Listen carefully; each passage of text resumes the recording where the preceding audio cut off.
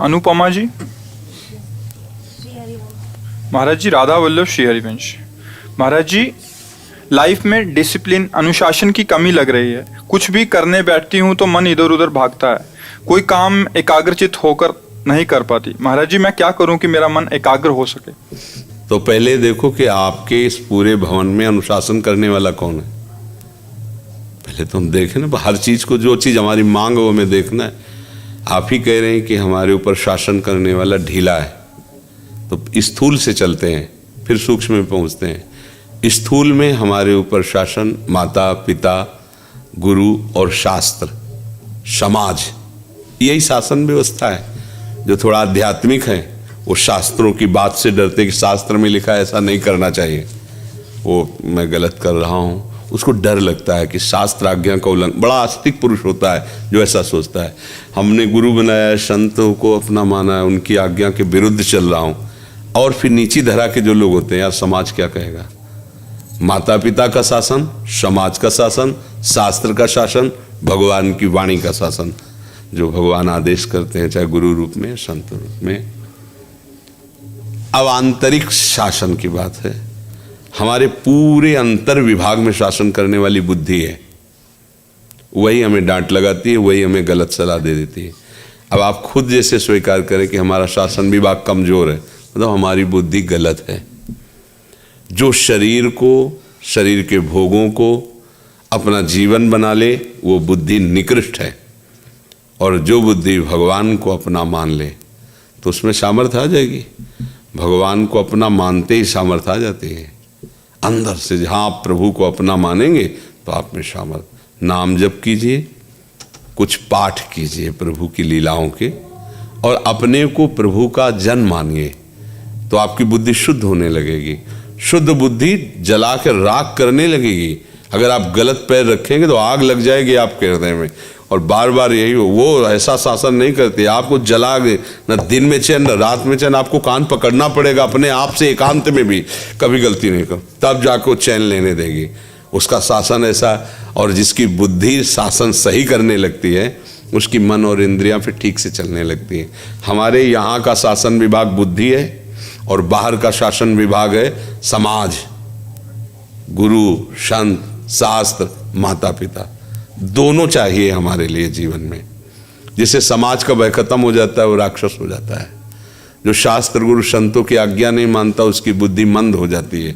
माता पिता गुरुजनों की आज्ञा पर विचार करके चलना, ये बहुत बढ़िया बात होती है। तो हमें लगता है भगवान का आश्रय लिया जाए और शास्त्रों की आज्ञा के अनुसार चला जाए और नाम जप किया जाए तो हमारा मंगल हो जाएगा। नहीं तो आजकल हमारी लोगों की मांग होती स्वतंत्रता। यार मनुष्य जीवन मिला, मैं स्वतंत्र हूं, किसी का शासन मैं स्वीकार नहीं कर सकता। वो बोल रहा है जो काम का गुलाम है, जो भोगों का गुलाम है, छोटी छोटी बातें उसे परास्त कर रहे हैं, वो कह रहा है मैं स्वतंत्र हूं। आप देखो, वो आदमी बोल रहा है।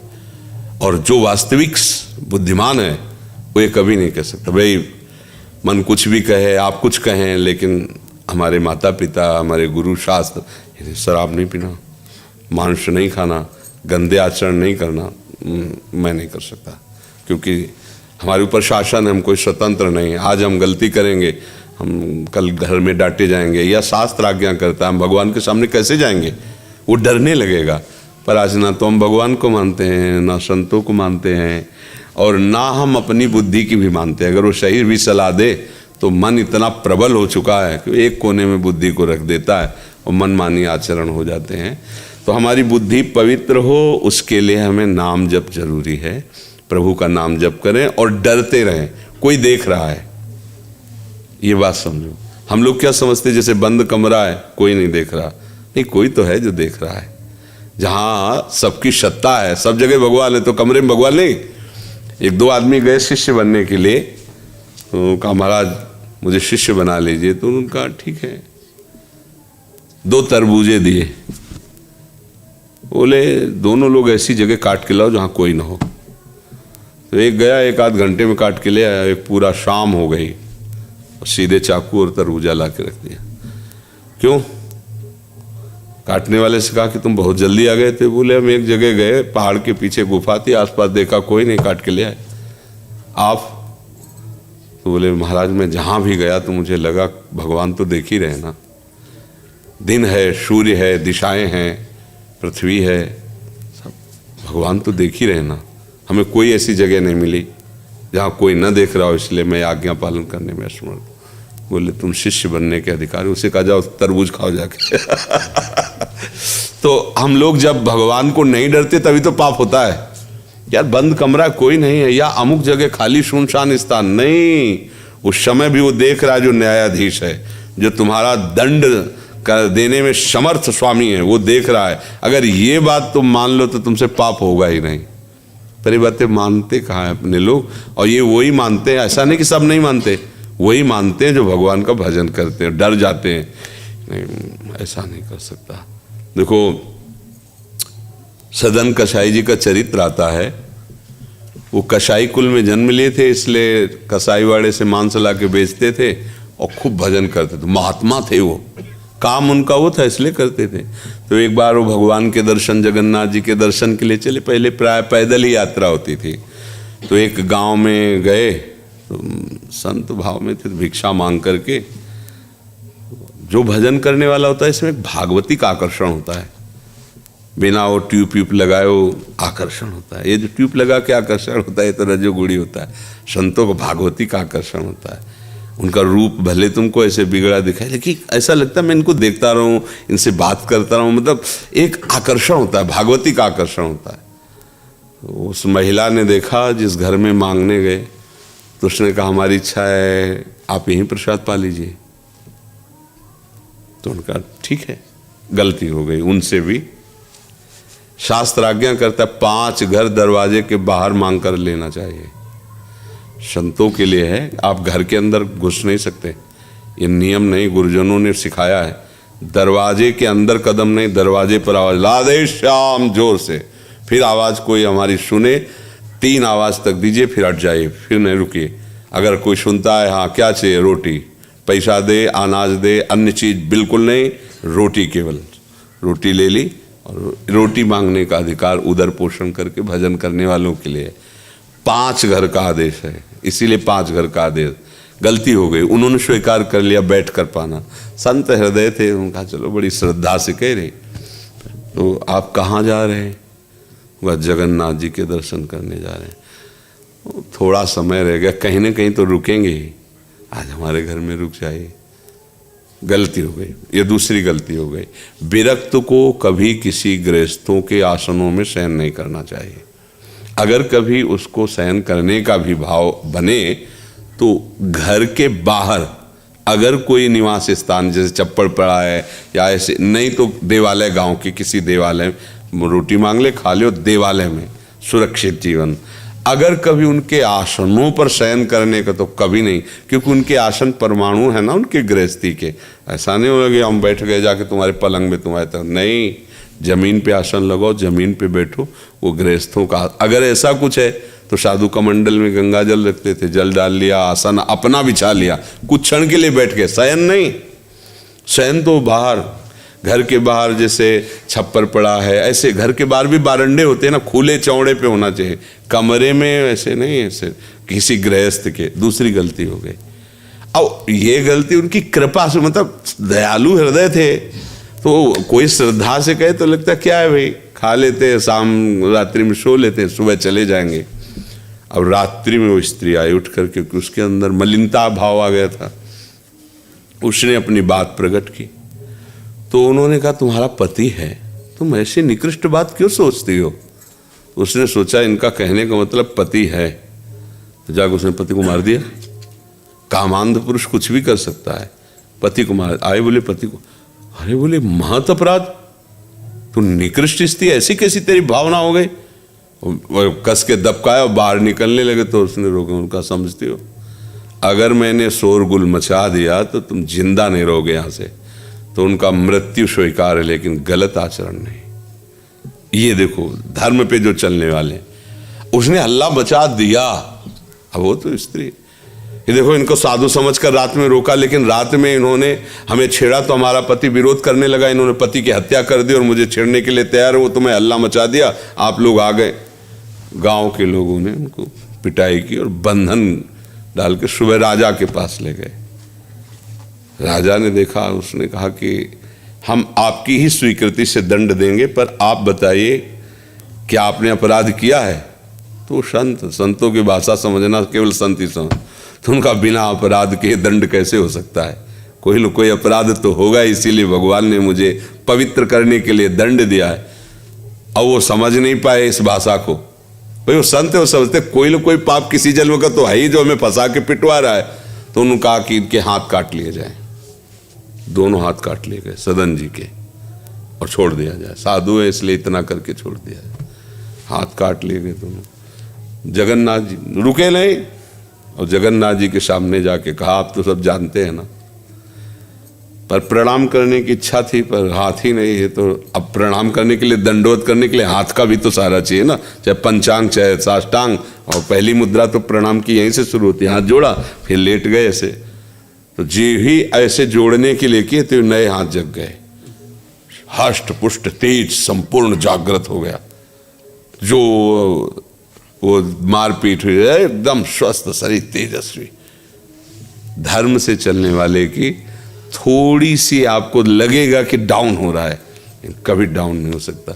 अब अगर सोचो भगवान का आश्रय ना होता तो फेल होने में देर लगता है कि यार दुनिया जान जाएगी, इसलिए नहीं।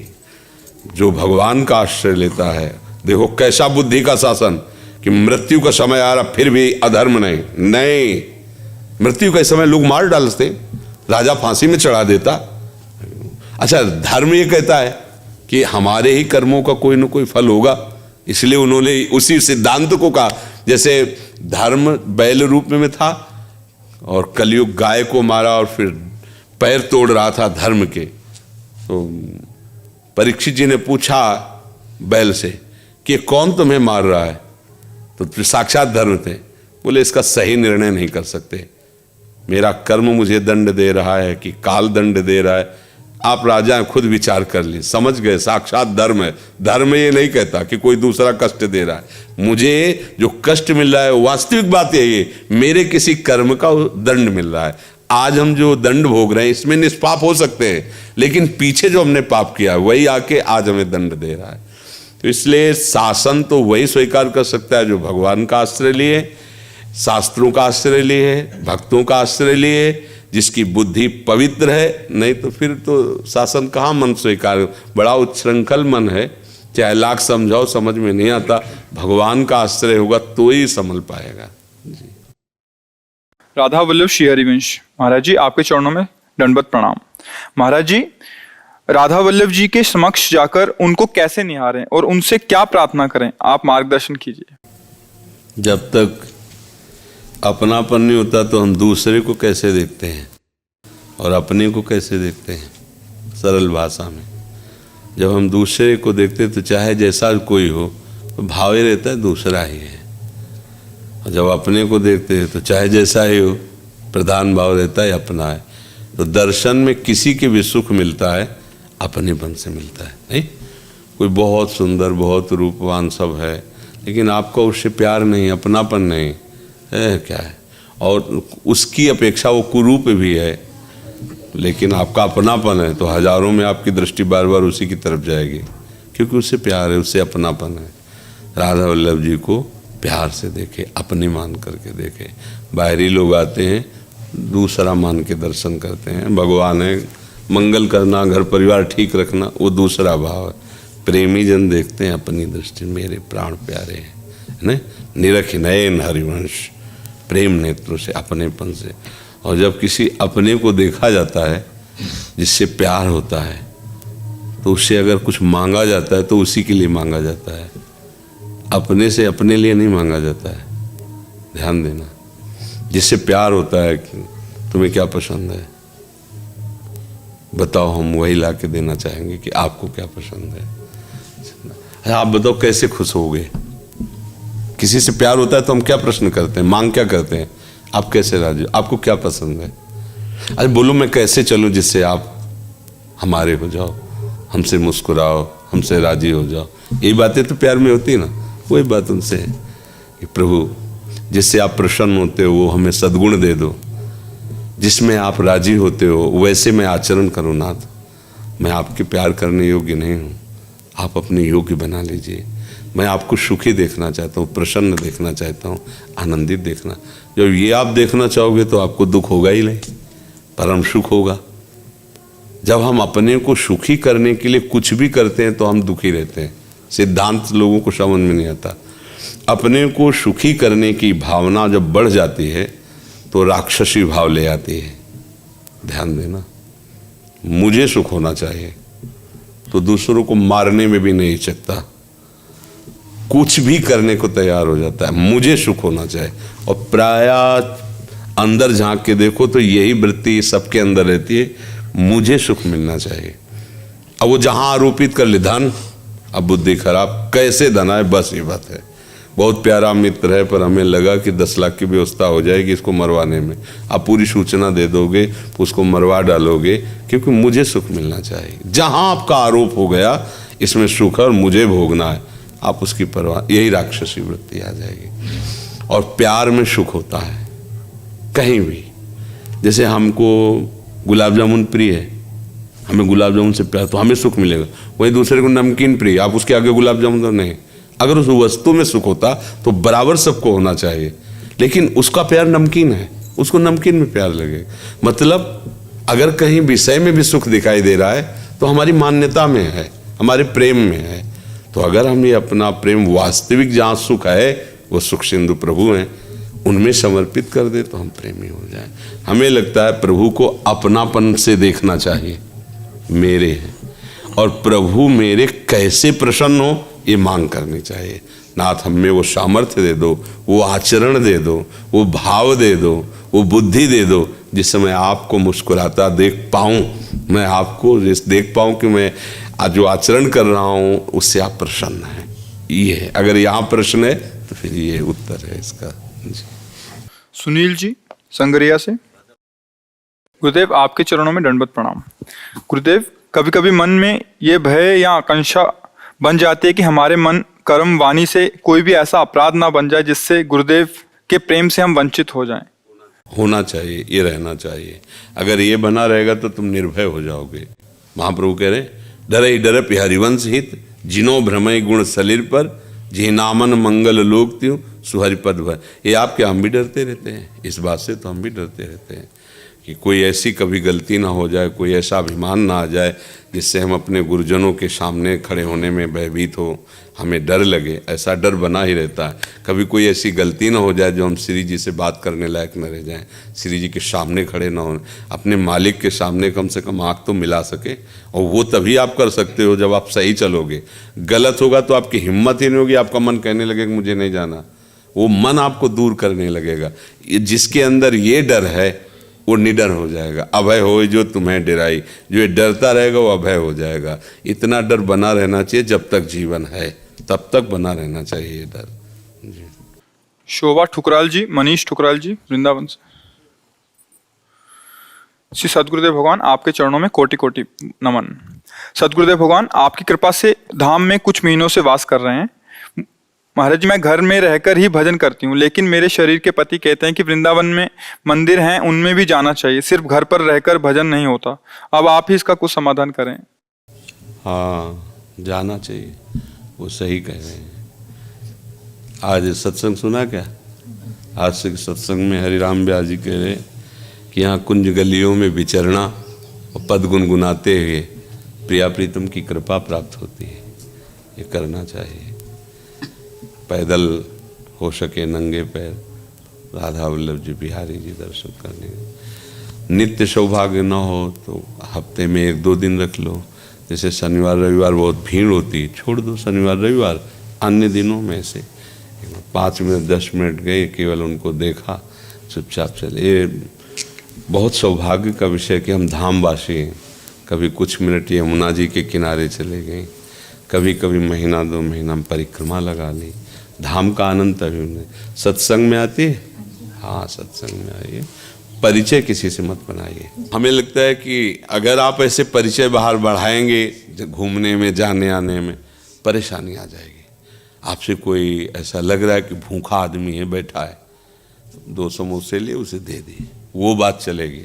तुमसे कोई कह रहा है कि कल आपने 2 समोसे दिया, नहीं सामर्थ्य नहीं हमारी, बिल्कुल कटिंग। हमारा मन हुआ, तुम्हारा मन हम नहीं दे पाएंगे, क्योंकि आज अगर हमने दिए तो कल तुम घेर लोगे। ये बहुत सावधानी की जरूरत। वृंदावन में इस बात से बचे। आपकी भावना बन रही, 4 रोटी बनाई, गाय को एक गाय को दे दी, बंदरों को दे दी, वो तुमसे झगड़ेंगे नहीं। अगर दूसरा फिर परेशान हो जाओगे। सदगुरुदेव भगवान, हम दृष्टि बचाते हैं बहुत, जो कभी मिलते भी हैं तो भी वो आगे से आके बात करना, फिर हम नहीं चाहते, इसलिए हम कहते हैं इनको कि हफ्ते में एक बार ठीक है, ये कहते हैं हर दूसरे दिन जाना है। वैसे आपकी भी बात सही है, आपकी भी बात सही है। अब इसमें दोनों मिला के कर लो, ठीक है ना? आप अपनी बात कुछ रख लो, कुछ आप अपनी बात रख लो। ठीक है। अंजू गोयल जी, दिल्ली से। गुरुदेव, आपके चरणों में कोटि कोटि प्रणाम।